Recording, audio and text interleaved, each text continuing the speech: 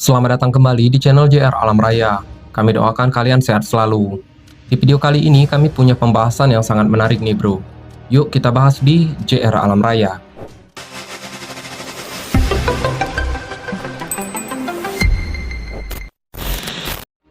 Sebelum masuk ke pembahasannya, kami ingin mengucapkan bela sungkawa dulu kepada korban yang gugur saat mendaki di Gunung Merapi di Sumatera Barat.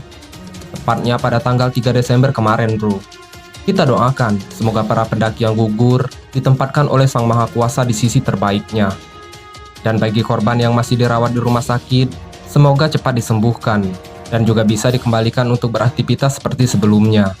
Dan bagi keluarga korban, semoga bisa ditabahkan dan diikhlaskan kepergian dari para korban ini.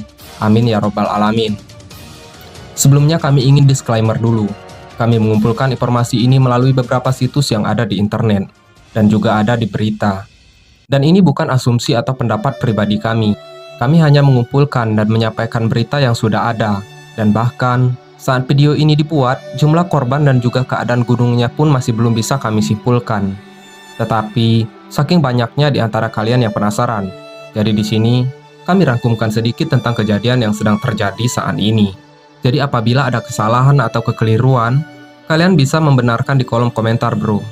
Oke, kita lanjut ke pembahasannya. Jadi, pada tanggal 3 Desember kemarin, Gunung Merapi di Sumatera Barat erupsi, yang meninggalkan duka mendalam bagi beberapa kalangan. Selain keluarga korban, juga salah satunya para pecinta alam yang sering mendaki ke puncak gunung.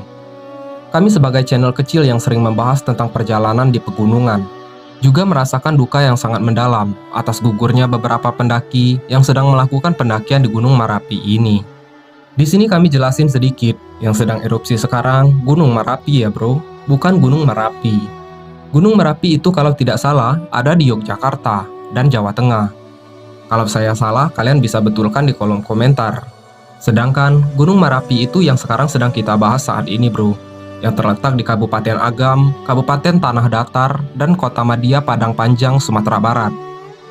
Oke, kita lanjut ke pembahasannya. Jadi nih bro, yang mengerikan saat kejadian erupsi Gunung Merapi ini, banyak sekali para pecinta alam yang sedang mendaki di Gunung Merapi di Sumatera Barat ini. Sebenarnya bro, sebelum mendaki, para pendaki ini sudah diingatkan oleh pihak petugas posko tersebut untuk tidak mendekati kawah dalam radius 3 km. Akan tetapi, masih ada dari para pendaki yang tetap nekat untuk naik melebihi ketentuan yang sudah ditetapkan oleh pihak pengelola posko setempat. Jadi para korban ini sudah diperingatkan sebelumnya oleh pihak pengelola tersebut. Tapi sebenarnya di sini ada kontroversi nih bro, yang nanti juga akan kita bahas di sini. Ini juga menjadi pelajaran bagi kita dan bagi para pendaki lainnya untuk selalu mematuhi segala ketentuan yang sudah ditetapkan oleh pihak petugas posko atau pihak pengelola gunung tersebut bro. Di sini pasti di antara kalian banyak yang bertanya, kalau sudah erupsi, kenapa masih dibuka untuk umum? Jadi gini bro, Gunung Merapi ini telah berstatus waspada atau level 2 sejak 2011 yang lalu. Dan juga aktivitas erupsi Gunung Merapi sempat meningkat pada tanggal 7 Januari 2023 kemarin. Sampai pihak berwenang menutup sementara jalur pendakian ke Gunung Merapi ini. Akan tetapi, Balai Konservasi Sumber Daya Alam BKSDA Sumatera Barat kembali membuka jalur pendakian ke Gunung Merapi ini pada tanggal 24 Juli 2023 kemarin. Meski gunung ini masih berstatus waspada, PLH BKSDA Sumatera Barat juga mengatakan pihaknya memberikan izin pendakian Gunung Merapi dikarenakan adanya kesepakatan dengan semua pihak terkait, termasuk Pemda. Sejak izin pendakian dikeluarkan pada Juli 2023, tidak tercatat aktivitas signifikan pada Gunung Merapi ini bro. Bahkan, pada saat kejadian di 3 Desember 2023 kemarin, jumlah pendaki yang selamat menyatakan tidak ada tanda-tanda erupsi di pegunungan Merapi ini. Catatan Pusat Vulkanologi dan Mitigasi Bencana Geologi (PVMBG) menunjukkan bahwa tidak ada gempa vulkanik atau erupsi di Merapi selama 2 pekan sebelum kejadian. Meski demikian, pakar vulkanologi dari Institut Teknologi Bandung (ITB) mengatakan bahwa aktivitas vulkanik seperti yang terjadi di Gunung Merapi sangat sulit diprediksi. Kita lanjut pembahasan tentang evakuasi korban. Dalam proses evakuasi pada Selasa tanggal 5 Desember kemarin nih bro, jumlah petugas dari tim SAR tampak menggotong kantong jenazah korban erupsi di dekat kawah Gunung Merapi. Di belakang mereka, Sekepulan asap dari erupsi berskala kecil terlihat dengan jelas.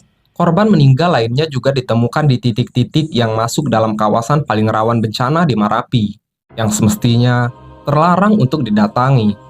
Namun nyatanya, banyak pendaki sampai ke puncak dan kawah, bahkan bermalam di sekitarnya. Salah satu korban selamat, IM, mengatakan tidak diperingatkan oleh petugas di posko pendakian bahwa mereka dilarang mendaki dalam radius 3 km dari puncak. Nggak ada peringatan atau aba-aba gitu, kata IM.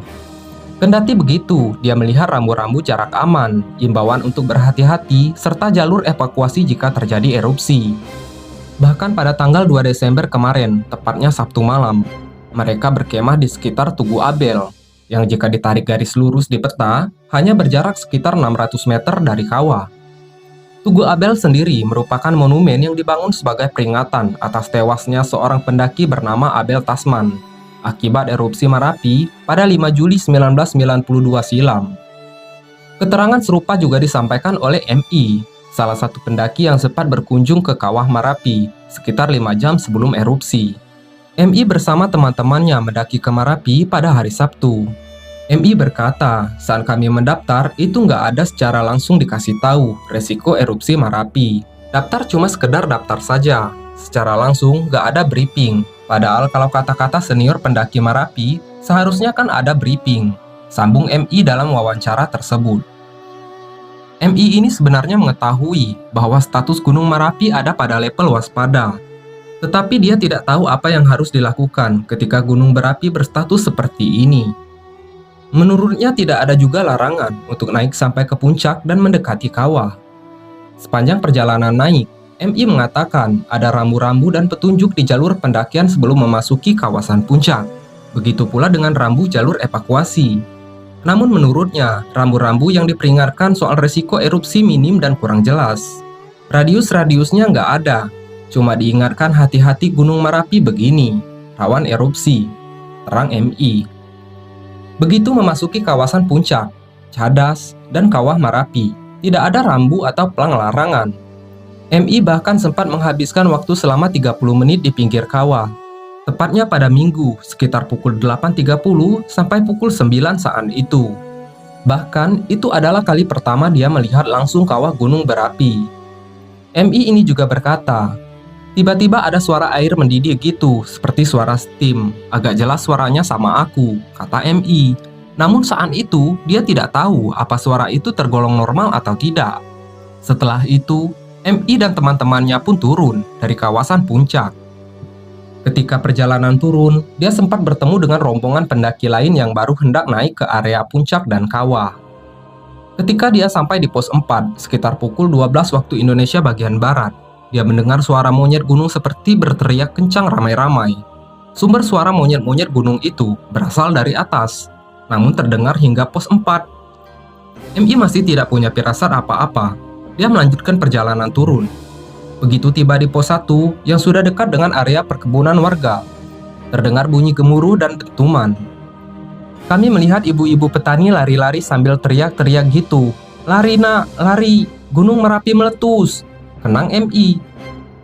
Dibilanglah sama ibu itu, gak pernah Merapi meletus sampai sebesar ini. Kami lihatlah ke atas, ternyata oh iya, meletus. Kalau aku telat turun beberapa jam, pasti ikut kena imbas juga, kata MI.